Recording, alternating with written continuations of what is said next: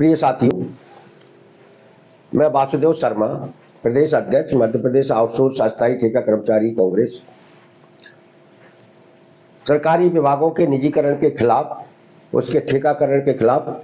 पिछले 2-3 साल से हम और आप मिलकर लगातार संघर्ष कर रहे थे। समय समय पर ठेकाकरण और निजीकरण के जो दुष्प्रभाव थे उनके जरिए अलग अलग विभागों में काम करने वाले 12-15 लाख कर्मचारियों को एकजुट कर रहे थे और आम लोगों को भी इसके नुकसानों से अवगत करा रहे थे। पहली बार मध्य प्रदेश में विधानसभा चुनाव के दौरान इन पीड़ित प्रताड़ित 12-15 लाख कर्मचारियों की एकता मताधिकार के रूप में सामने आई। यह पहली बार हो रहा है कि 17 नवंबर के बाद से लगातार हमारा ये जो कर्मचारी है, अस्थायी कर्मचारी है, आउटसोर्स कर्मचारी है, उसने पूरे उत्साह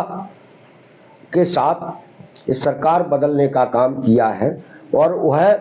न सिर्फ उसने अपने परिवार का वोट दिया है, बल्कि दूसरे लोगों को भी इस सरकार बदलने के लिए मताधिकार का प्रयोग करने के लिए प्रेरित किया है।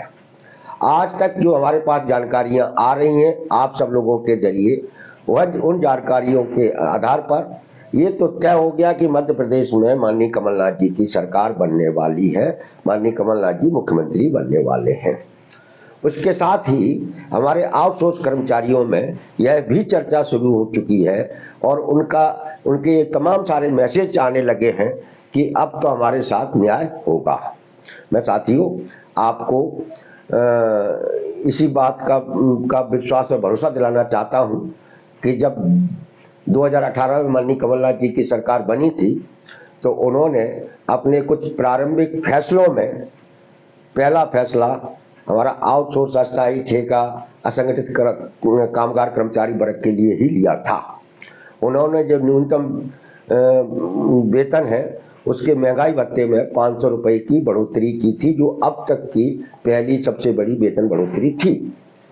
दूसरी बार 250 रुपए की, इस तरह 750 रुपए उन्होंने अपने अल्प समय में हमारे असंगठित क्षेत्र के कामगार कर्मचारियों के बढ़ाए थे। अब चूंकि इस 2023 में सरकार बनवाने में आपका बड़ा योगदान है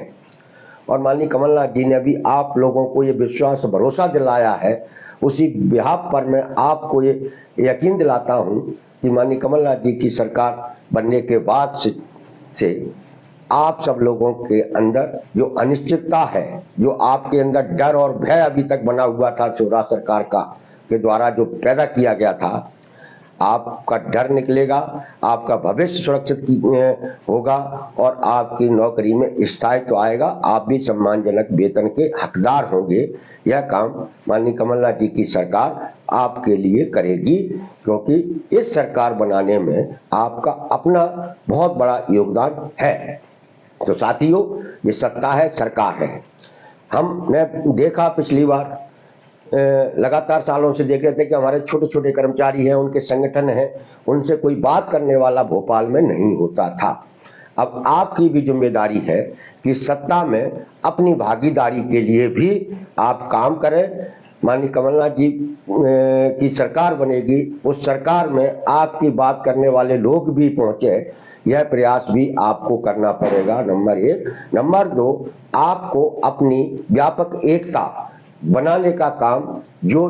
2.5 साल 3 साल पहले अपन लोगों ने शुरू किया था, उस एकता को और मजबूत करने का काम करना पड़ेगा। अभी तक भले ही हम लोगों ने जो आंदोलन किए, जो अपने हित की लड़ाइयां लड़ी, वो लड़ाइयां इतनी व्यापक नहीं हुई, लेकिन हमें एक बार उस भोपाल के अंदर अपनी पूरी ताकत के साथ एकजुट होकर खड़ा होना होगा। तभी ब्यूरोक्रेसी को, तभी निजीकरण की नीतियां, आउटसोर्स ठेका कर्मचारियों का शोषण करने वाली नीतियां बनाने वाली ब्यूरोक्रेसी पर लगाम लगेगी। माननीय कमलनाथ जी का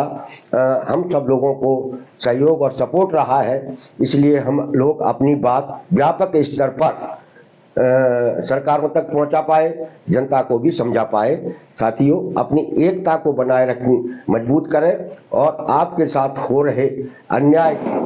के कारण आपने पहली बार जो